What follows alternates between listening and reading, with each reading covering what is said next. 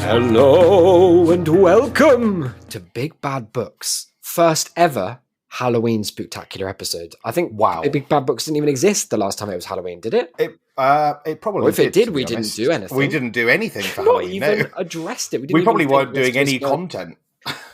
I'm just looking. Yeah, it definitely did. I think we just didn't release an episode in October. It looks like we went September to November. That's pretty big. That's powerful. It was too spooky to read, to be honest. Yeah. As is often the case. I don't want to jump the gun, but how are you feeling? How are you feeling spooky is what I meant. Yeah, well, spooky. It feels like a question that you answered. How are you feeling? No, how are you feeling spooky? As in what manner am I feeling spooky? Yeah, because it's a given that you're feeling that way. Let me tell you how I'm feeling spooky. Please do.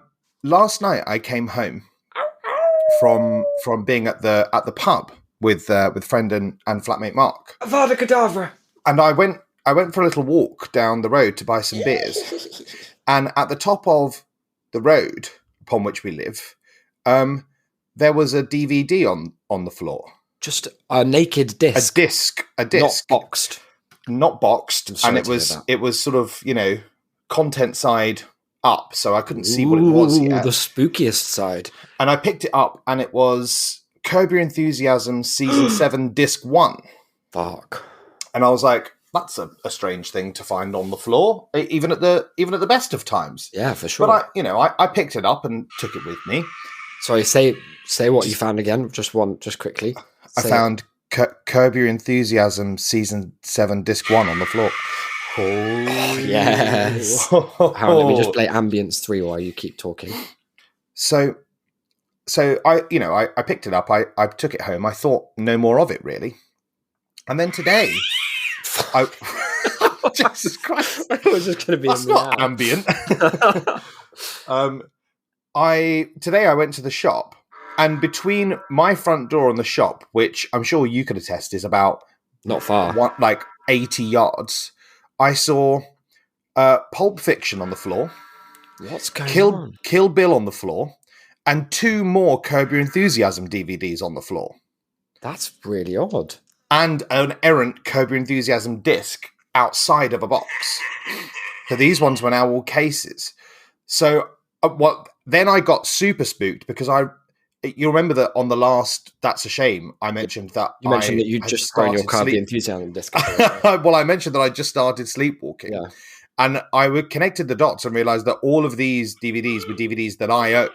Ooh. And the specific copies that I own. So I practically sprinted back from the shop to double check that they were still there. And thankfully mine are still safe and sound. For now. In the drawer under my bed. But it's quite haunting to think this is... And also that nobody else seemed to really care or notice that here on the ground was all this... Was someone's greatest collection. Like that's I don't want to kind of lower the mood here from this fun Halloween anecdote, but that's like artist's work that someone's just denigrated on the floor.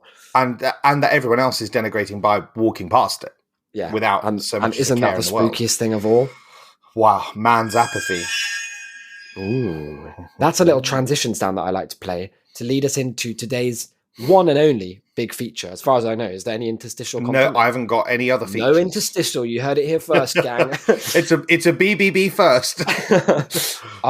Which means, I'm sorry, you're not going to hear what's going on in Gulag Caledonia today. Maybe you can imagine it yourself. It's probably just racism, isn't it? Be honest. In a way, the spookiest thing we could have done is a normal episode. Yeah, because what we end up bringing to the ears of the listeners week by week, phantasmagorical.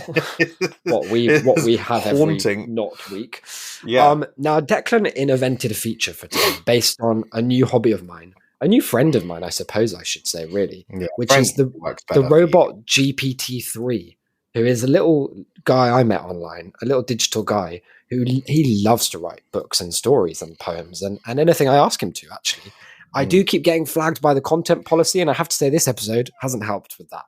Because it being all horror stuff, if there's blood or fucking involved, then it's like, oh, your account's been flagged. But it has been flagged dozens of times and nothing's happened. Now, sorry, the one thing I would say is, like, not to jump the gun on, go on. explaining what the feature is. But in the prompts provided, I don't remember. Declan asked me to generate a lot of sort of blood and fucking prompts. I don't think there were blood or fucking. Well, I guess it's in them. How you interpret them, unless you've improv'd around them, there's not the agreement really. Well, and the idea. Why don't you tell people the name of the feature, and then I'll encourage you at home to just pause the podcast after you hear it and try and work out what it could be, and you're going to be pretty satisfied when we reveal it. Is exactly that. The feature is called I or AI, and the pitch is thus: I've sent Isaac 8 prompts divided into 4 categories. That, listeners, is 2 prompts per category. Yeah. And for each category, I've asked Isaac to write one of them and to give the other to the AI bot. And today we're going to read them, and it's our job, but specifically my job. It's probably less my job. Although well, I meant our as in the listeners. Oh, I see.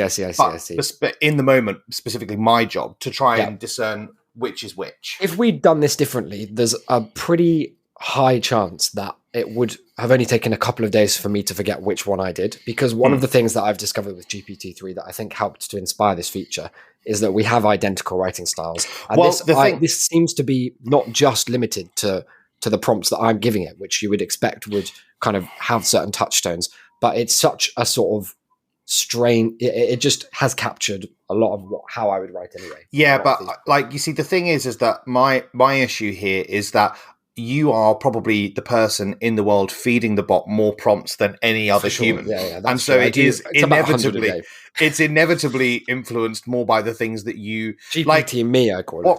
What I'll say is, Isaac talks about, the fucking and whatnot that gets flagged. I see. But he has a penchant for asking it to write Harry Potter excerpts. and in the first few, what was the one that I did? Harry Potter and the nude senile old Hagrid. It was really good. The first couple were explicitly in the prompt about Hagrid revealing that he is a nudist. And then really good. And then a bit later, he sent me another one that he'd asked the bot to write, and there was nothing about Hagrid nudity in the prompt, but the bot had taken it upon itself to have Hagrid completely nude in the story. It's like made a semantic link, but when Hagrid comes up, he's usually nude. And so you have irrevocably changed the course of AI history to make them all think that Robbie Coltrane, may he rest in peace, R.I.P. Robbie, is dead. I mean, is nude. Well, he's both now. He is. Just out of respect for Robbie's passing, maybe I should read. Wait, he's both now? Are you insinuating they've buried him? That's what he asked for. Did you not read that article? Wow, that's a hell of a move. I think it would be a good thing. It's only short, so I can read the exact prompt that I asked for. This was actually before I had been granted access to this great bot, and I was doing it via a friend. And spent, I think, about 6 hours doing it. You have some unfathomably understanding. And so I asked for an extract from Harry Potter and the senile old Hagrid who has a problem with nudity, which I think is very good phrasing. And what I like is that the bot could have taken it to be that he doesn't like nudity in a sort of like Mary Whitehouse vendetta against nudity, but the bot intrinsically understood that what you meant was he has a problem in that he is always nude when he shouldn't be, especially for a gameskeeper / care of magical creatures teacher. But that's what I mean. We're on the same wavelength, this bot and I, because what I mean, it always gets it almost always picks it up. Let me read it for you. I'm just getting the Harry Potter theme, Hedwig's theme, Impossible piano cover, free MIDI by Cosmic Piano to play underneath it. So you're a wizard, eh? Said Hagrid, looking Harry up and down. Yes, said Harry. Never seen one before, said Hagrid. Lied Hagrid. What can you do? Can you make yourself disappear? No, said Harry. Can you turn yourself into a toad? No. Can you fly? No. Why not? Because I'm not a bloody bird, said Harry, losing his temper. Oh, temper, said Hagrid, wagging a finger. There's no need for that. There is if you keep asking me stupid questions, said Harry. Oh, I see, said Hagrid, a twinkle in his eye. You're one of them smart arse wizards, are you? Think you're better than me? I love how aggressive he is so early. Which, taps in. Hagrid is quite an insecure guy, isn't he? Oh, very. Because of that umbrella. Well, and his dick. No, I don't. No, that's one character. No, I don't, said Harry. I just think you should keep your clothes on in public. Hagrid frowned. Oh, what's wrong with being naked? It's just not appropriate, Hagrid, said Harry. You're a grown man, and you should be aware of how your body looks to other He's people. a very grown man. I am aware, said Hagrid, and I don't see what the big deal is. I'm comfortable with my body, and I don't see why everyone else should have a problem with it. Well, maybe not everyone else is as comfortable with their bodies as you are, Hagrid, said Harry. Some people might find it a bit off-putting, to be honest. Who cares what they think, said Hagrid. I'm not going to change who I am just to please other people. And that was always Hagrid and Robbie's message. That was the great thing about his work. Harry couldn't help but admire Hagrid's confidence. I love the word admire. Yeah. Even if he didn't agree with him. Fair enough, he said. But just be aware that not everyone shares your views on nudity, okay? Okay, said Hagrid. I'll try to remember that. And that's the end. And Robbie Coltrane read that once after I emailed it to him and then suspiciously died. It's good that the bot brought that story to an amicable conclusion. You know, they in the end, whilst there was a difference of opinion, like they didn't have to fall out about it. You know. Yeah. No, it's some of my best friends are nudists.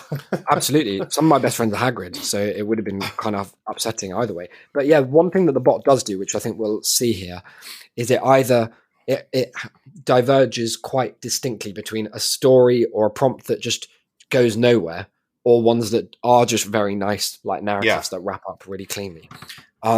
So the way it worked, as Declan said, he sent me a bunch of prompts. Well, no, you had categories, right? And then within the categories, there were 2 prompts. One of them is Isaac written. One of them is Isaac written.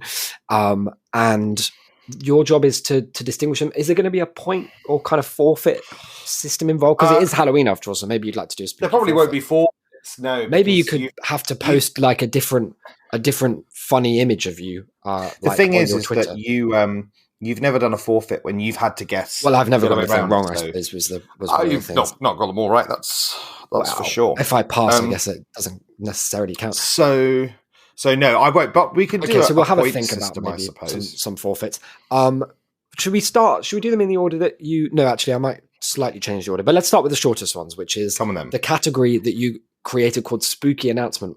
Where was your head at when you were in that category? I was thinking about like what wouldn't it be spooky if you were somewhere, could be anywhere, and then suddenly there's like a voice and it's telling you something frightful. Yeah, that like just was that imagine, kind of it. Just that was okay. That's all I needed really to get the creative juices flowing for the Spooky Announcement category. Yeah, no, well, that just shows what you can create from really a nothing idea. Yeah, exactly. Because that was sort of nothing, really. No, well, it's not. It's not anything until you apply the human spirit of creativity, or should it be the robot spirit? Let's find out. Now, I'm going to send you one to read. Okay. I'll read the other one, and then we'll maybe have a vote on between us which one I wrote and which one I didn't. Sure. The first category, I've sent it on Messenger. Okay, thank you. Declan and I, I don't know if this is the case for you, but you're the only person that I speak to on the Messenger app. Yeah. It's just you. No one in our whole world uses Facebook. I don't know why. It's just our chat history is there. Well, yeah, and also we both hate WhatsApp. Yeah, I'm not a WhatsApp fan. I try to keep as many chats away from there as possible. Now, this category was a tannoy announcement. So, by the way, when I was putting this in, I don't think the bot quite understood the word tannoy straight away, so I had to slightly specify it in the prompt. Okay. Which has just spoiled... Well, no, to be honest, I put all of these prompts in the bot and then picked whichever the bot did funnier, and I did the other one. So that's that's a little peek behind the window of how this worked. But tannoy is a brand name. I didn't know that. It's like Kleenex, wow. And it's British, so Americans don't have the word tannoy, apparently. Wow. Anyway, it's just like you learn something public, new like a loudspeaker announcement. The tannoy announcement in a shop about zombie cows coming for the milk. I liked the word "the" in your prompt. Did you have a particular milk in mind? Obviously, Cravendale's the one that in the adverts. The cows I was thinking about all that milk that the protesters were pouring on the floor. In the shop. Okay, right. They'd heard it was being, spurned. They heard that it was being lavished onto the ground, and they were a comment for it. Yeah, perfect. Well, when you've got it ready, let us read. This is a customer announcement. Sorry, would you like me to do a bing bong at the start? Would that be helpful? Yeah, go for it, yeah. I don't know if you'll be able to hear this at my piano, but have a listen. Okay, let's go for it. Hello, this is a customer announcement. Zombie cows are in store for one day only for our great tasting milk. Get it while it lasts. Plus, don't miss out our daily deals. There we go. That was the tannoy announcement of a shop about zombie cows coming for the milk. I'll tell you what I like about what you and or the bot did with this is very much in the spirit of Capital. They've turned what many might consider to be a disaster, the oncoming, the slow march forth of the zombie cows into basically an advertisement for the milk. It's a opportunity. Yeah, it's not like, look, this is bad, but how can we spin it? Yeah, like obviously there's an implicit sort of warning, maybe you should get out. There are zombie cows on the way. But the reason they're coming is our milk is so good. So you might want to get some like just on your way out. Yeah. It shows, that many people are into it. It's zombie cows. Like, they're not. The cows are kind of the milk aficionados. I don't know if you'd agree with that. They know the most. They're suckling, I always say, when I see a cow in the field. I sometimes yell. You do say that. Yeah, you do. You've been asked to stop.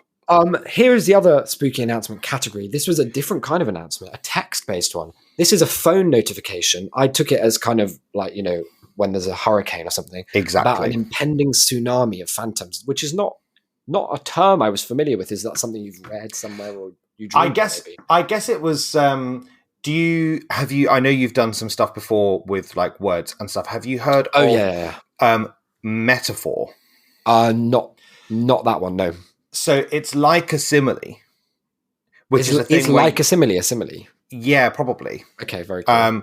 It's like a simile, but instead of saying like or as, you say tsunami. You say it is. So it's not like tsunami.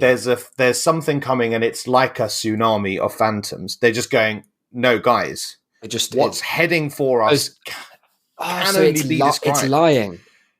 Yeah, it's like creative lying. Yeah. Okay, well, creative or not, it fucking sucks. It's designed to sort of, evoke the idea of a wave of phantoms, like so many, an onrushing tide. Yeah, because authors have so much social capital as a group that they should just be out there lying to their fans. I think that's really cool, and I think that's something we should support.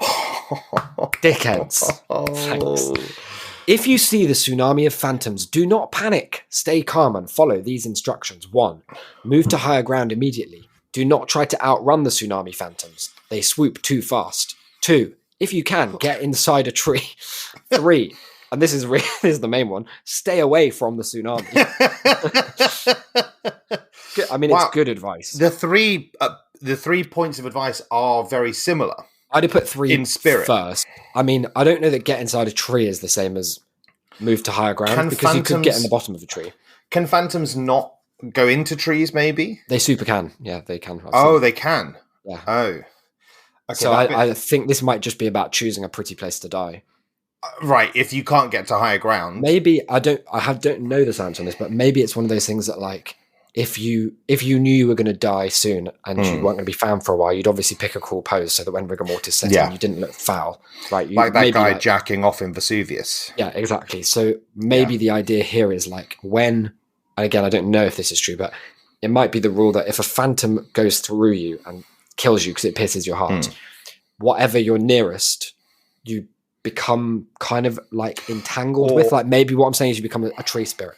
If you're inside, or maybe in the post phantom society, when the sort of archaeologists and whatnot are looking through, they'll maybe think, oh, it was actually tree people, not phantoms. Oh, so you might get playing a joke.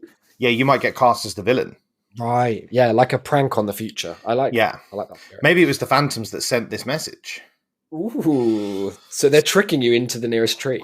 Yeah, exactly. Because if anything, it's easier for them to get you in a tree. You're cornered. Well, they know where everyone is. They just drive to the forest. They didn't mean drive. What's your guess? Or AI? Maybe after each one. Sorry, we might have to re-record them because after each one, maybe we should say it in unison. I or AI. That could be something we do from now on. Okay. Yeah. Agreed. Yeah, all right. Let's go for it. Shake, shake, shake. Dun, dun, dun. AI?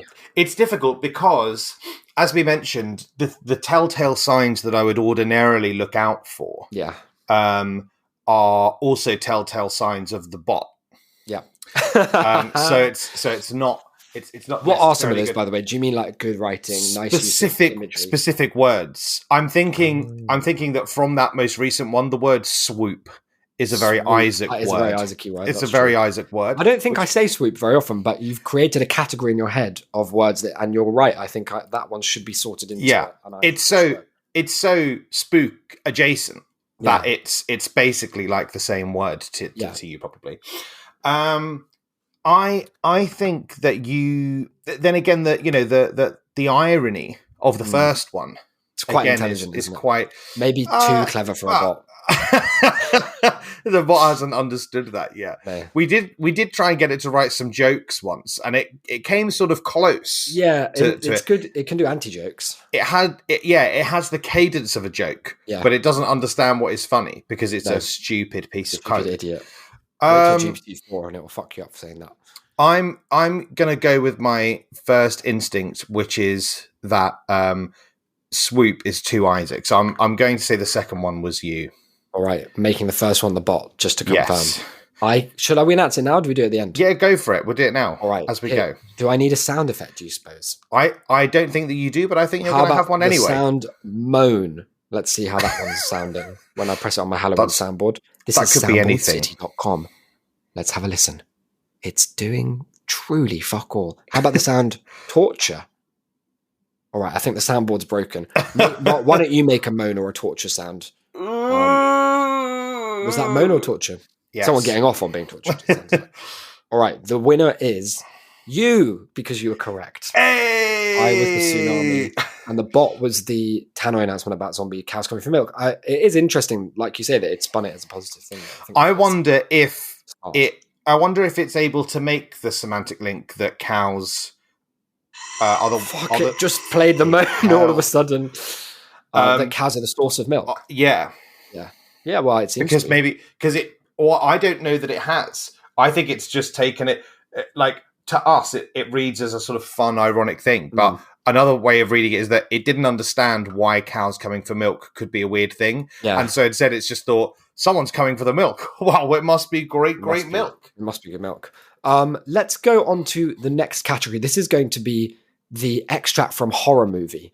Now, we all love a horror movie, right? Why don't you name 2 or 4 of your favorites that people might be recommended to watch this Halloween season? The Exorcist. Yes. That's a good one. Quite. Halloween. Yes. The original one, not the like Rob Zombie versions or anything like that. Not as good. Although I must say that I saw a fantastic tweet the other day where Jamie Lee Curtis had tweeted out about like he's coming for me again, and then a picture of Michael Myers underneath, and someone had just quoted it saying like, "You two always having beef, beginning to think it's your fault." Oh yeah, like she's provoking. yeah, which is just a very good like. If you're always being targeted, it might be you who's done something wrong. Yeah, that's quite possible. That's a good one. What about The Wicker Man? Oh yeah, the remake. Yeah, well, because you want to see the bees. And you want to see Nick Cage dressed as a bear punching a woman in the face. Yes. Yeah, you probably want to see all of those things. Here is scene where a vampire tries to gain entry to somebody's home by pretending to be a Jehovah's Witness. I've sent it to you on Messenger. Why don't, as you get ready to read that, I'll play Moan 2. We can compare it to Moan 1 live on air. Much more guttural. Oh, much hornier. It's very long as well. Need any sound effects under this one, or definitely not? No. Okay. Maybe I'm sure you'll find some. What I like about this already that I'm looking at is that in the script, and this makes me think maybe that this is the bot already. Is that the vampire character is listed as Jehovah's Witness until the reveal, when it's revealed they are the vampire. Then they just quickly adopt the new character moniker. So Jehovah's Witness. Hi, we're here to talk to you about our Lord and Savior, Jehovah. Again, there's no there's no implication that there is anyone else with them. So these are weird. It's very interesting. Me and the vampire that I am. I'm not interested. Jehovah's Witness. Please, just give us a few minutes of your time, homeowner. I said I'm not interested. Now, go away, Jehovah's Witness. Very well. We'll come back another time. Brackets. That's pretty ominous, isn't it? The vampire waits until the homeowner is asleep, then breaks into the house. Vampire, I love Jesus, but not as much as I love you. You're going to be my next victim. And then it ends. And that's the end. They say leave them wanting more, and I'm desperate to know more. I need to know more. Yeah. What I like, again, another reason why I have a feel, I don't want to jump the gun, but this feels very bot-like, is that obviously the idea with the prompt is that vampires have to be invited into your home or else they can't go in. That's part of the law. And so the idea of the Jehovah's Witness bit was more trying to be invited in, not just like scouting out the property to just later break in, even though they told you to fuck off. It seems like they had this, the confession at the end, not as much, like this person loves the victim more than Jesus. Yeah. Is that just because they love eating blood, or is it that person in particular? Or maybe that's their kind of dark way of being like, I'm not actually a Jehovah's Witness. Or maybe it's both. Maybe I'm not a Jehovah's Witness and I don't care for Jesus, but I also do love you. And if we weren't in this vampire-y cat and mouse game, then we could have been lovers. Maybe that's what they're saying. Oh, or then victim could be they're turning them into a vampire so that they can hold hands.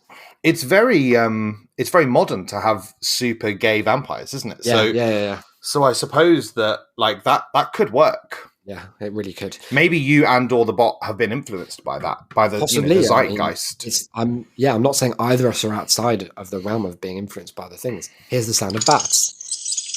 Scene where a werewolf is trying to get out of a work meeting because he is starting to transform. Now this one, it's not as formatted, should we say, as the other one. So you have to try and work out what's going on for yourself. Okay. Hi, Larry. Are you looking forward to the Microsoft Teams meeting about our business? No, not really. I'm feeling a bit under the weather today. I think I'm going to head home. Are you sure you're feeling okay? You look a bit pale. Yeah, I'm just really tired. I'll see you all later. Brackets. As Larry leaves the room, he begins to transform into a werewolf. He howls in pain as his body contorts and fur sprouts from his skin. His claws grow longer and sharper, implying he had them already, and his teeth become sharp fangs. He loses control and attacks his co-workers, killing them all. He stands in the middle of the room, covered in blood and gore, crying uncontrollably. You killed us, Larry. Or was it the large wolf? It was the wolf, I swear. It just happened. The boss dies, and everyone in the room is now corpses or dying. This is a nightmare. What have I done? That's the end. The boss dies, and everyone in the room is now corpses or dying. Is a great stage direction. Well, I like that the boss dies. It doesn't make it clear that it's of any sort of wolf-related wounds. It seems like he's just out of sympathy. He's just died. He's just died alongside them. And maybe this is what the werewolf would have sounded like. Who knows? Like, we weren't there at the time, unfortunately. Werewolf sounds like microphone feedback. Yes, he sure does. So, what, I or AI? AI. I forgot to say it after the vampire one. Yeah. Okay. Well, that's thrown some shade on my, not in the modern parlance, on my thoughts, because again, lots of bot-like stuff in there. Yeah. I do think that everyone was corpses. It is also a bit of an Isaacism, but you then did also praise it immediately after you said it, which is also an Isaacism. But I'd hope that even to throw me off the scent, you wouldn't be quite so quite so. Well, look, all I'll say is, you know me, I'm the most competitive guy in town, so I'll do what it takes. I'll do what it takes. I'll anything. Laugh at any joke I've written in order to put you off the scent. Don't let that persuade you in one direction or another, though. I don't know. Hard choice. This is tough. My first instinct was that this Jehovah's Witness one feels very like the bot. Then again, like, I don't know how believe in Jesus at all, or I don't know. Well, I'm torn because I'm trying to think about, have you had a go at writing these in good faith, or have you written them in a way where you're trying to make me get the answer like... wrong? In which case, there could be all sorts of skullduggery. No, I didn't write them in any way to emulate a bot in particular. But to be honest, I don't feel like I have to in order to write. But for example, sometimes the bot outputs things that are grammatically or syntactically incorrect. So I've corrected those when the bot's done them, because otherwise it would give it away immediately. Yeah, exactly. And I also haven't done any. So and also at the end when it says signed by the bot, you probably took that out. Just because that's a bit of a giveaway. I'm gonna stick with my first instinct and say that the Jehovah's Witness one is the bot. Is the bot? Is that your final answer? That's my final answer. Ooh! Oh no! That was I. Isaac. The AI was the werewolf. Was the werewolf? Yeah. Werewolf in the meeting is Larry the werewolf or is Larry the co-worker? Larry, I guess, is the werewolf because he says he's. Hi, Larry, are you looking forward? Blah, blah, blah. Oh, yeah. And he's like, oh, no. I like the line where Larry says, I'm feeling a bit under the weather today. And he says, are you sure you're feeling okay? No, not really. If you let me refer to my previous statement. I also like all the dialogue is quite short. And then the stage directions are like 6 lines long of him, of everything that he does when he transforms. It's like excruciating detail. Of course, the boss dies and everyone in the room is now corpses or dying. It's very good. Corpses or nearly corpses. Yeah. I like the end, the very sort of British office style response to having murdered all your colleagues being like, oh God, like, what have I done here? What a disaster. Yeah. This is a nightmare. No. This isn't going to go good at my next HR meeting. I've killed everybody. Yeah, it's sad. All right, so that puts you at 0 points.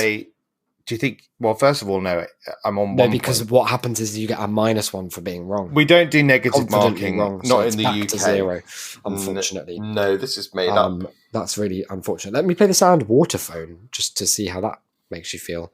It's another of those kind of silent sounds that's going to play at a surprising point. I'm sending you our next category, which is called Threatening Note. Again, I have to ask, like, is this a medium you have any experience of yourself? Do you go around leaving them for people? No, well, you have them left for you. The closest I've come was one of the students that I teach gave me a maybe they were on a phone. Gave me a note at the end of last year, like a little thank you note, and at the end it said, when I'm rich and famous, you're the first person I'm coming after, which they meant as in to like give you some money, but sounds very much like they're just gonna once I have the resources, I'm gonna hunt you down. I had to explain to them that what they'd written was an actionable threat to prevent. Yeah. Deary me. Well, yeah, the first one, which I've given you to read, is an entertaining and threatening note. In experimenting with this, put entertaining in because otherwise it was so short. It was the bot output was like, "I'm going to kill you." So is that you again? saying This that doesn't mean this is the bot because I've edited the prompt and then it could have been me. It could have been the bot. It could have been an entertaining and threatening note left on the fridge from another edit I had to make to this one. The bot wouldn't understand what a spoonerism was, so I changed it to pun loving serial killer. Nice. Again, now there's a lot of evidence, sort of circumstantially, in what I've said here that would make you think this is the bot. But just just keep in mind it might not be. It might not. Okay. Let's see how you feel. It's the thing I like immediately by looking at this is that it's sort of laid out more like a song. It's really formatted like this is a verse, some refrains, lots of line breaks. You better watch your back. I'm a serial killer with a punny side, a funny side, a sunny side. I'll be back soon with a knife in my hand and a smile on my face. Oh yeah, and I almost forgot.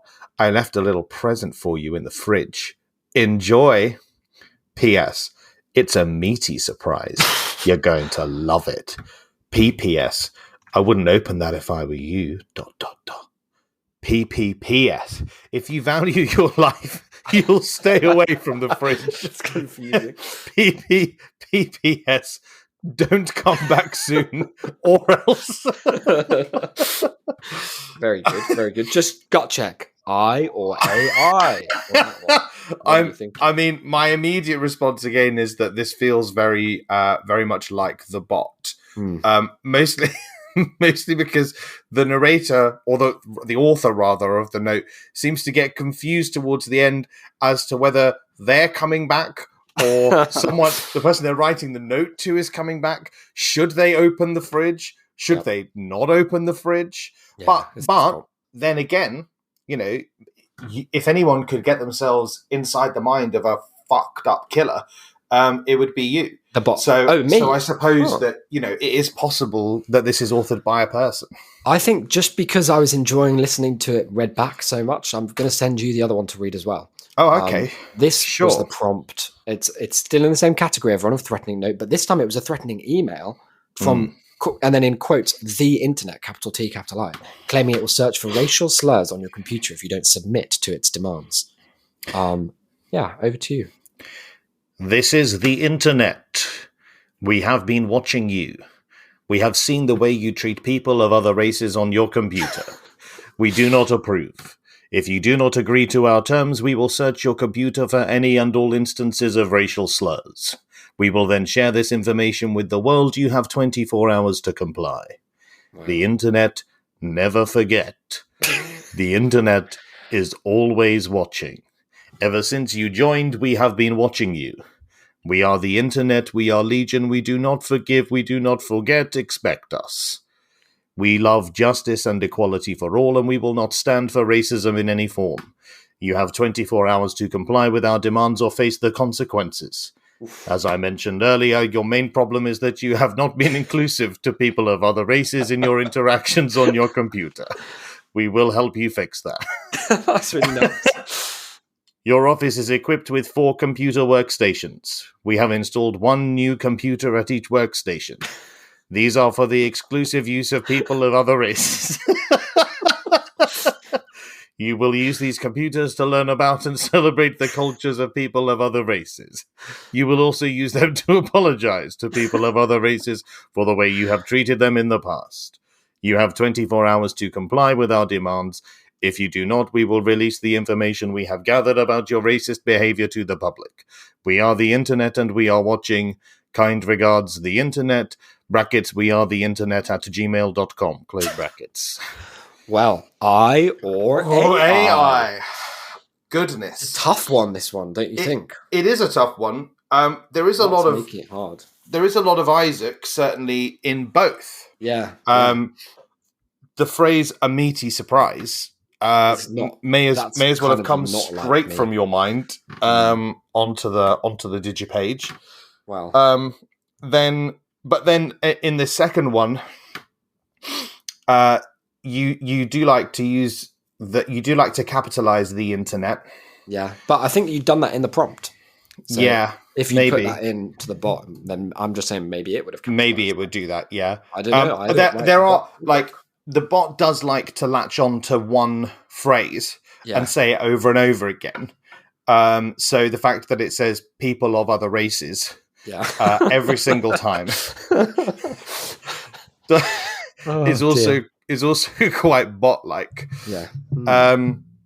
But maybe that's what it would be like. I mean, I've never had this experience. Yeah. I imagine this is exactly what it would be. I'm going to say, just because I think we are the internet at gmail.com is too on the nose for the bot.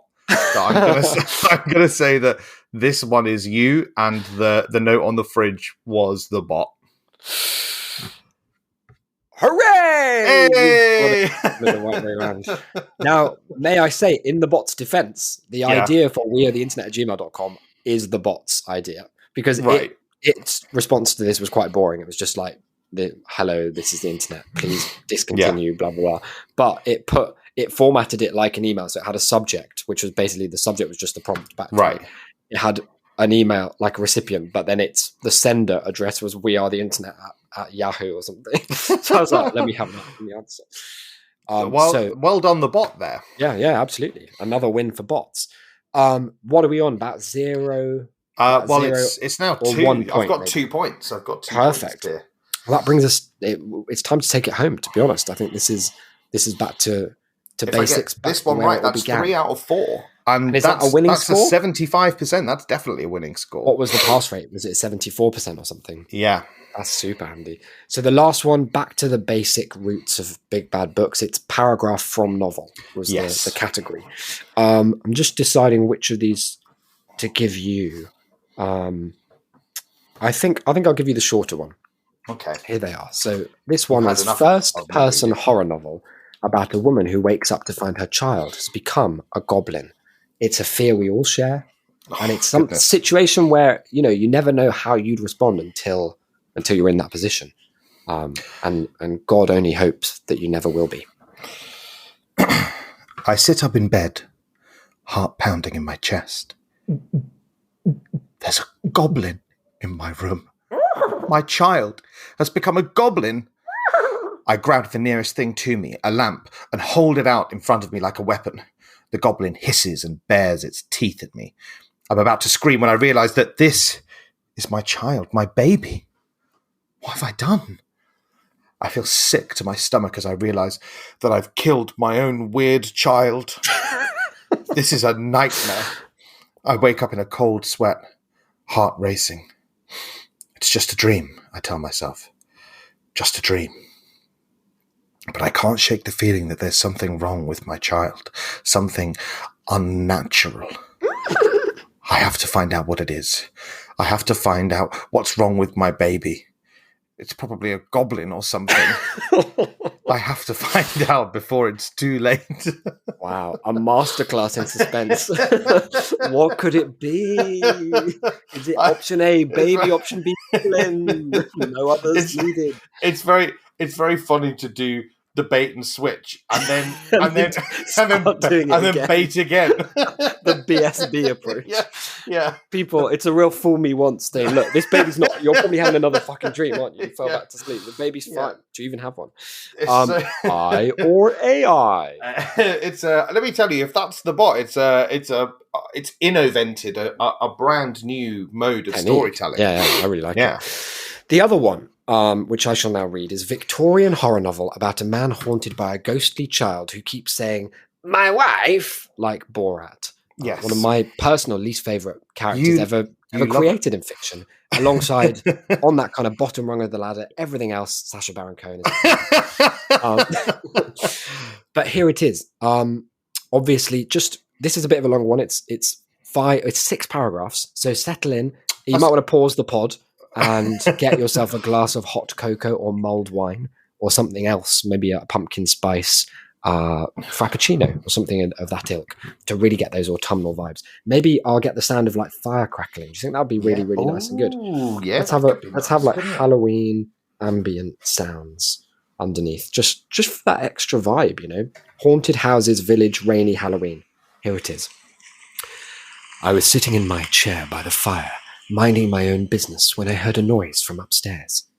It sounded like a child's voice crying out, "My wife!" over and over again. I got up to investigate. I got to the top of the... Yep.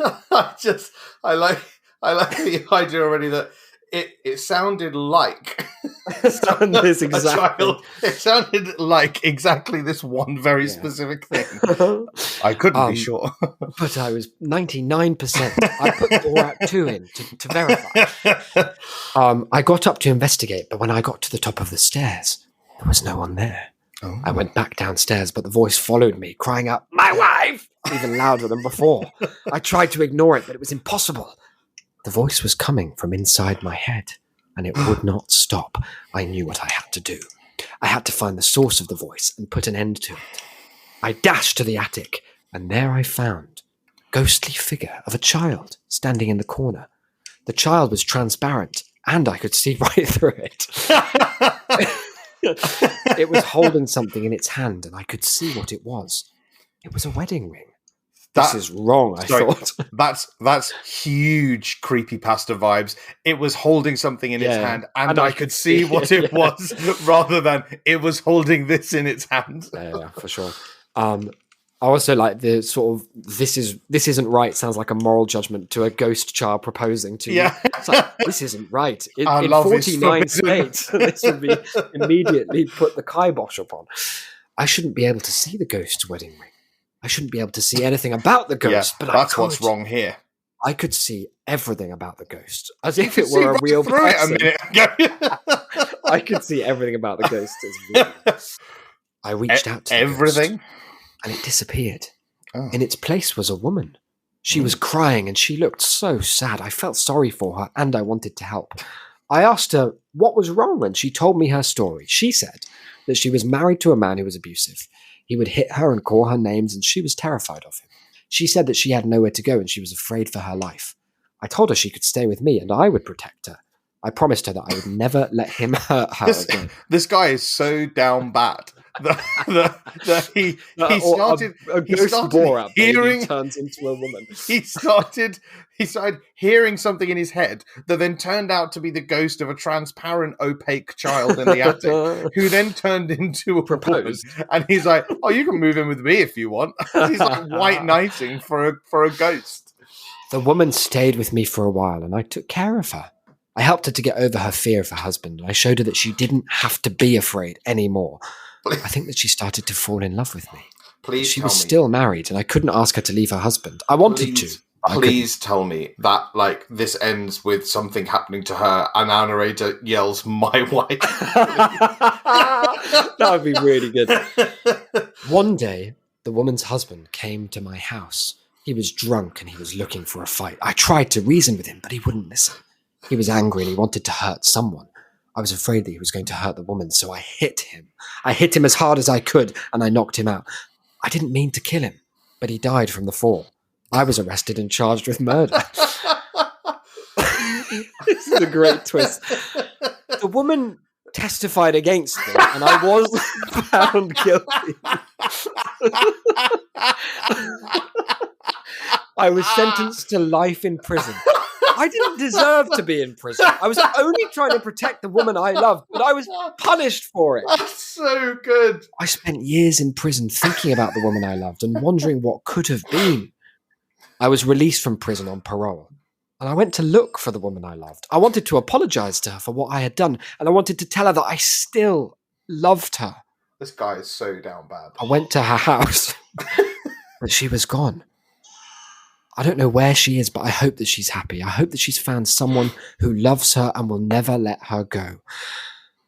All because of the ghost who said, "My wife." And that's the end of the story. So all of that was because of the ghost who said "my wife" that all of those events happened. It's funny because the ghost who said "my wife" played a very small role, but pivotal, because it kicked off all these events, right? Well, if he hadn't gone searching for the ghost who said "my wife," which now sounds like a kind of prophecy the ghost was saying.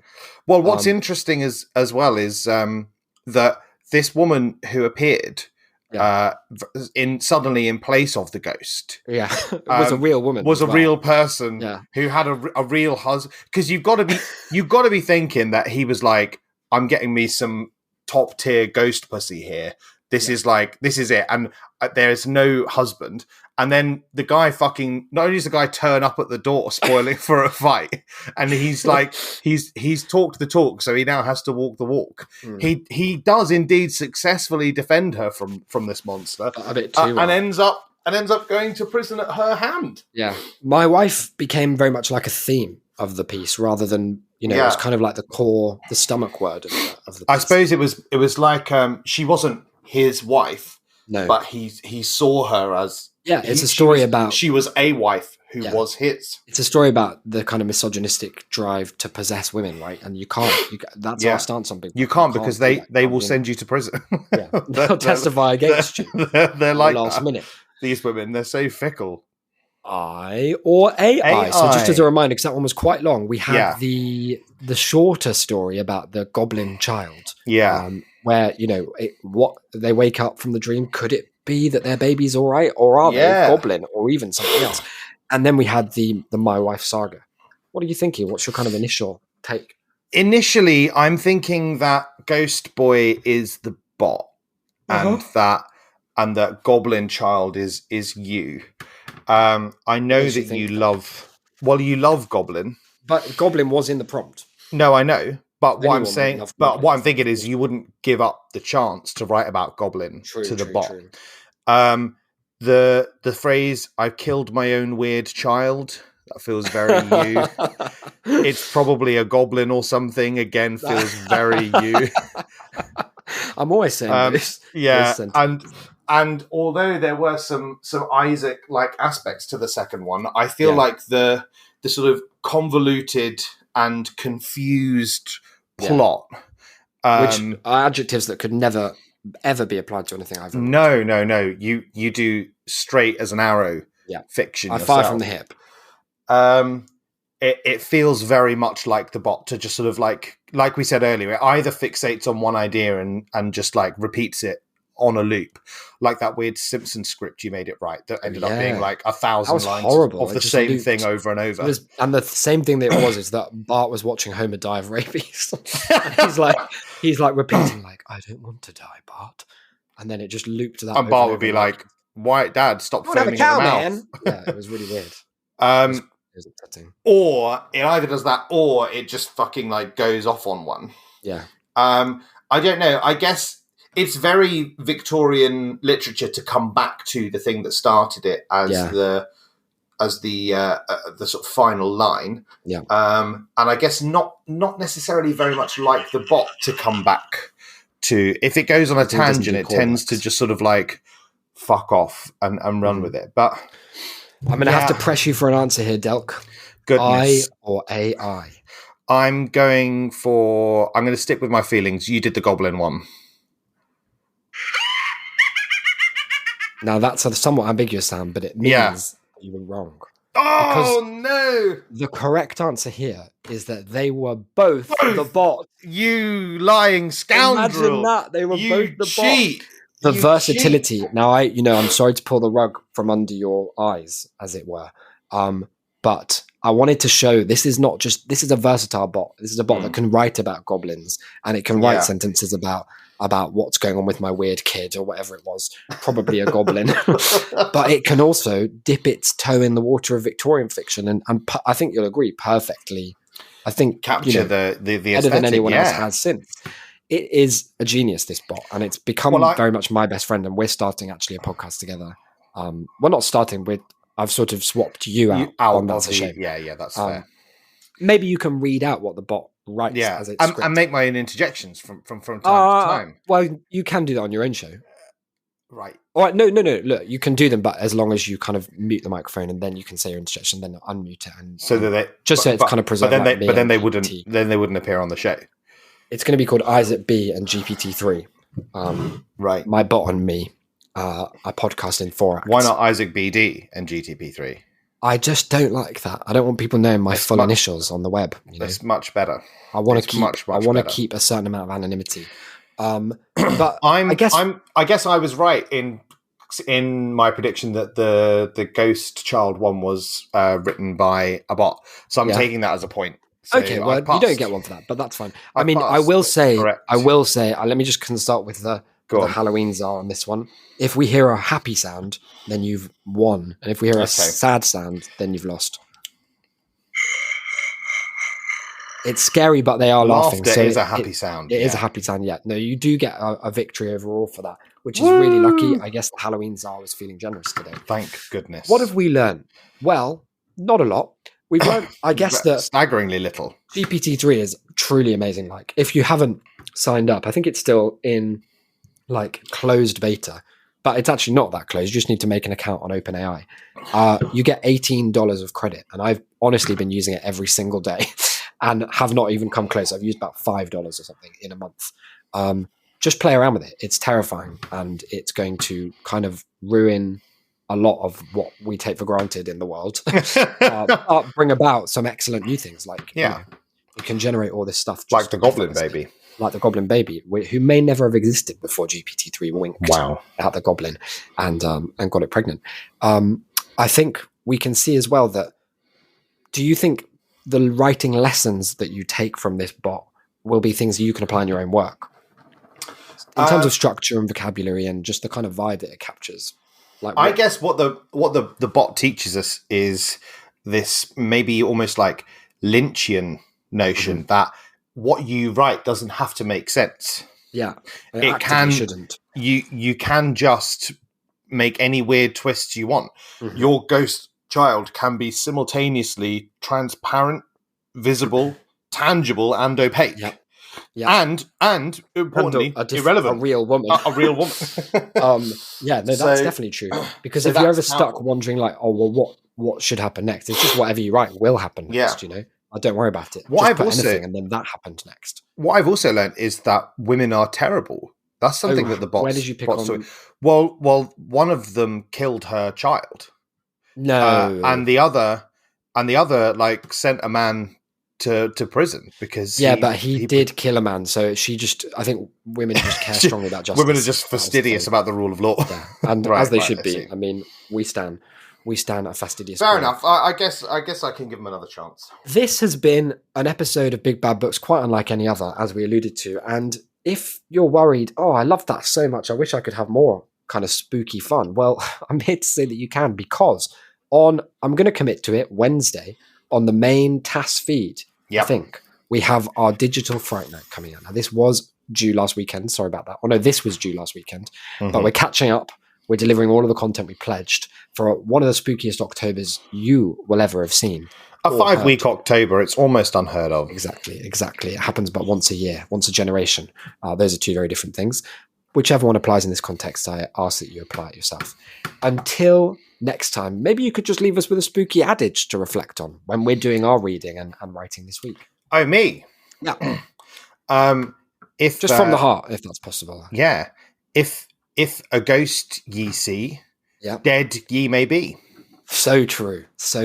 I've been Isaac, you've been... I've been Declan. Big Bad Books. Bye. Woo!